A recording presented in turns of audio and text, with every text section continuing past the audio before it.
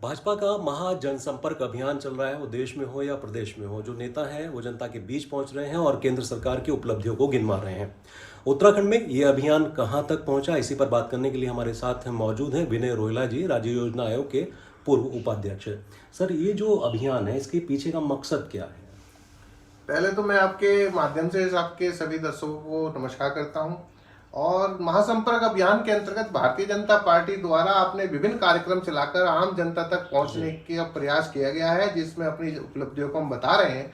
जिसके माध्यम से हमने जैसे वरिष्ठ कार्यकर्ता सम्मेलन किए, अपना लाभार्थी सम्मेलन किए, संयुक्त मोर्चा सम्मेलन किए और टिफिन व्यवस्था के माध्यम से लोगों कार्यकर्ताओं के बीच में खाना खाकर उन सभी कार्यकर्ताओं के बीच में उनकी रचना योजना में शामिल हुए।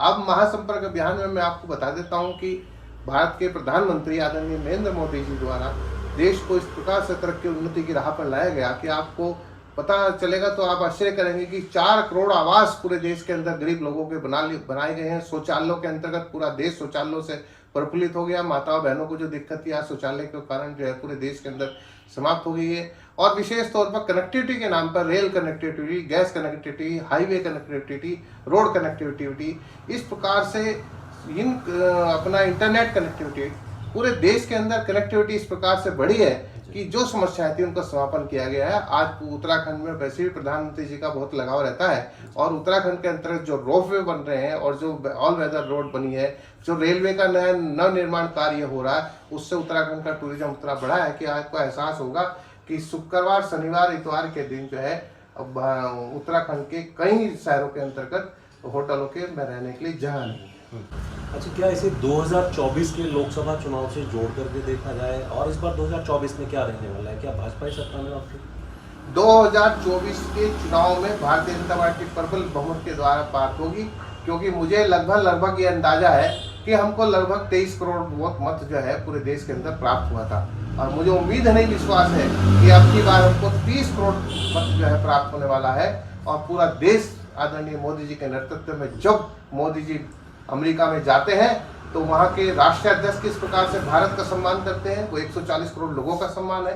किस प्रकार से मिस्र के लोगों ने सम्मान दिया है, किस प्रकार से ऑस्ट्रेलिया के प्रधानमंत्री जी ने कहा कि बिग बॉस हैं, और किस प्रकार से अन्य देशों के प्रधानमंत्रियों ने माननीय प्रधानमंत्री जी के पैर छूकर भारत माता को अपना नतमस्तक किया।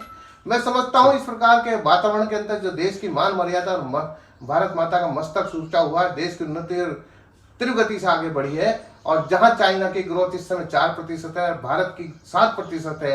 हमने इंफ्रास्ट्रक्चर के क्षेत्र के अंतर्गत 67% ग्रोथ की है। प्रोडक्शन के अंतर्गत हम हब बनने जा रहे हैं। जिस प्रकार से हमारे बंदरगाहों का नवीनीकरण हुआ, जिस प्रकार से हमारे हाईवे तैयार हुए, जिस प्रकार से हम हवाई क्षेत्र के अंतर्गत एयरपोर्ट डेवलप हुए और अनेकों कार्य किए, खाद्यान्न के क्षेत्र में हो, चाहे वो जो है 80 करोड़ लोगों को भोजन देने की व्यवस्था हो, चाहे बिजली सौभाग्य योजना के माध्यम से 25,000 घरों के अंदर बिजली पहुंचाने का काम हो, वापस आ रही है। निश्चित रूप से भारतीय जनता पार्टी भारी मतों से आगे आएगी। बिल्कुल। तो महा जनसंपर्क अभियान का मकसद है नेता जनता के बीच में पहुंचे, केंद्र सरकार, राज्य सरकार की उपलब्धियों को गिनवाए और इसको 2024 के लोकसभा चुनाव से जोड़कर भी देखा जा सकता है। कैमरा सहयोगी मोनू राजपूत के साथ मैं राव शफात अली, खबरें अभी तक, देहरादून।